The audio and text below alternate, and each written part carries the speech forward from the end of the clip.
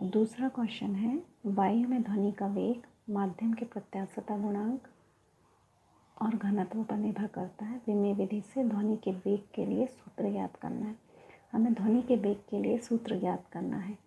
अब ये जो क्वेश्चन दिया है इसी में हमको सारी चीज़ें मिल रही हैं। वो कह रहा है वायु में ध्वनि का वेग मतलब v, माध्यम के प्रत्यास्थता गुणांक मतलब e और घनत्व पर निर्भर करता है। ये जो v है वो e और d पर निर्भर करता है। तो हमें v का सूत्र निकालना है। तो इसका फॉर्मूला होता है v प्रोपोर्शनल, इसका जो टोटल फार्मूला होता है निकलेगा v बराबर के root e upon D, whole root है e अपॉन डी, है ना। तो हम इसको क्वेश्चन को देखकर ही हम पहले मानेंगे कि माना ध्वनि का वेग v, माध्यम के प्रत्यास्थता गुणांक e और घनत्व d है। तो v समानुपाती है। v किसके समानुपाती है? माध्यम के प्रत्यास्थता गुणांक और घनत्व पर। कह रहा ना निर्भर करता, तो v प्रोपोर्शनल या अनुक्रमानुपाती है e की पावर a और d की पावर b, जहाँ पर v ध्वनि का वेग, e प्रत्यास्थता गुणांक और d घनत्व दिया गया है। या हम इसको मान लेते हैं इक्वेशन 1।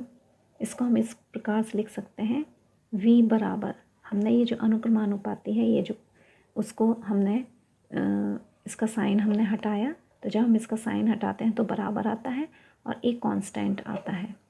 तो k हमने एक कांस्टेंट मान लिया, e की पावर a और d की पावर b। ये इक्वेशन हमने 2 मानी, जहाँ k विमाहीन नियतांक है।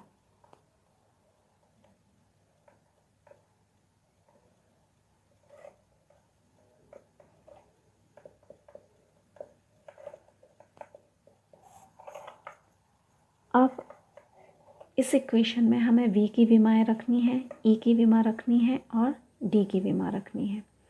वेग का विमेय सूत्र होता है v की विमा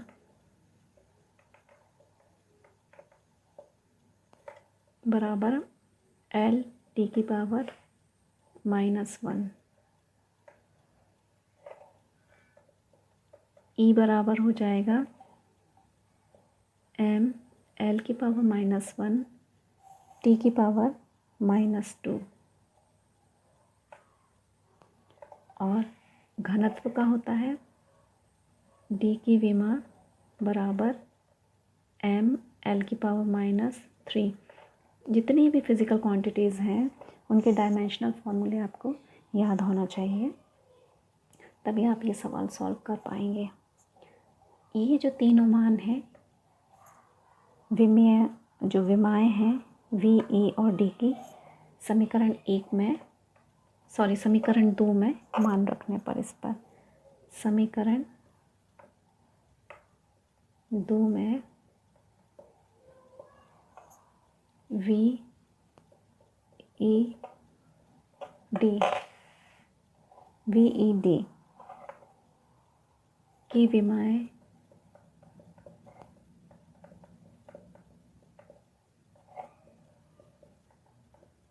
लिखने पर,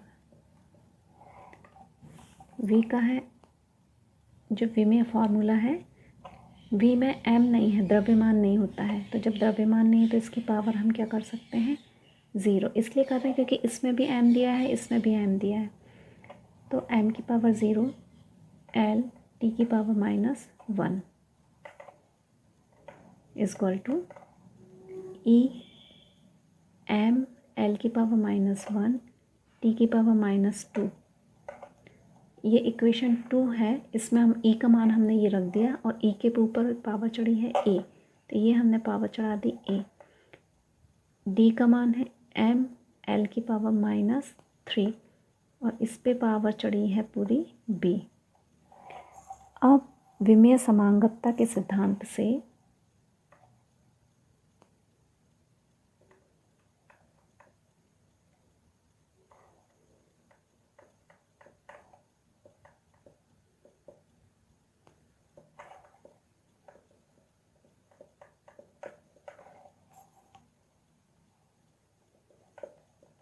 दोनों पक्षों के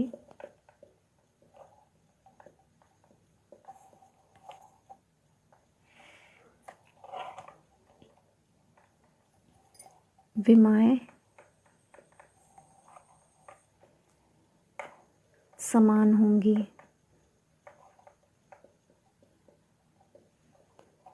है ना, जब दोनों पक्षों की विमाएं समान होंगी तो सबकी MLT सबकी अलग अलग हम विमा लेंगे। यहाँ m की विमा है 0,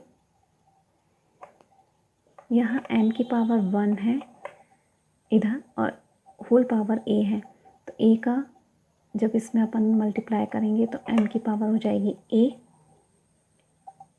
तो यहाँ पर आ जाएगा a, यहाँ m की पावर हो जाएगी b प्लस b, क्योंकि ये आधार समान है तो घातें क्या होंगी, जुड़ जाएंगी। इक्वेशन आ गई है 3। इसी प्रकार से l, यहाँ l की पावर 1 है तो यहाँ 1 is equal to -a minus 3b, क्योंकि यहाँ l की पावर -1 है, -1 में a का गुणा करेंगे तो -l की पावर -a हो जाएगी और यहाँ पर l की पावर -3b हो जाएगी।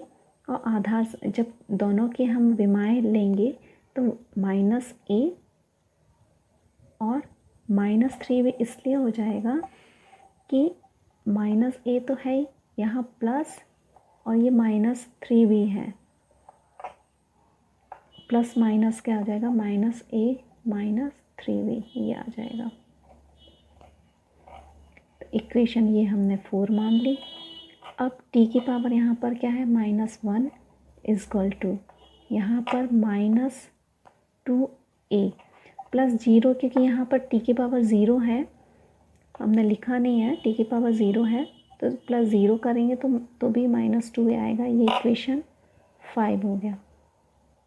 अब ये समीकरण, ये जो 5 आया है, इससे हम a का मान निकाल देंगे क्योंकि ये ही सबसे इजी है जिससे हम a का मान निकाल सकते हैं। तो समीकरण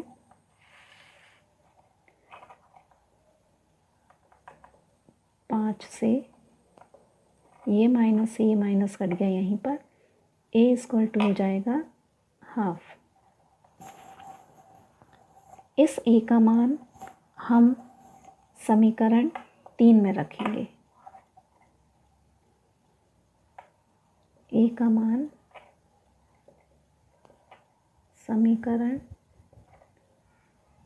3 में रखने पर समीकरण 3 है 0 equal to a plus b।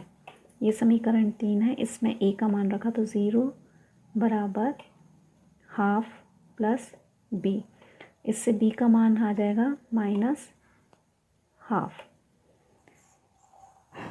ये दोनों a का मान हमारे पास आया ये 1/2 और b का मान आ गया -हाफ। a और b के मान रखेंगे।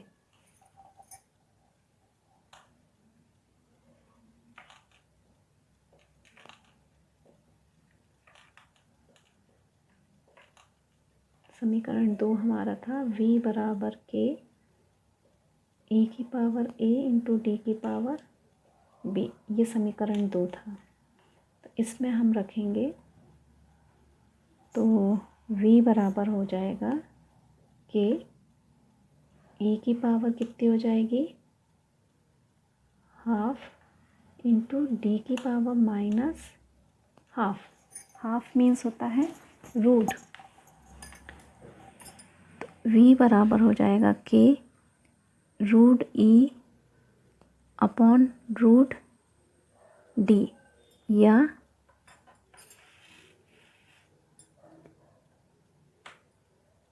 v बराबर के e अपॉन d, इसके ऊपर हम ये होल रूट चढ़ा देंगे।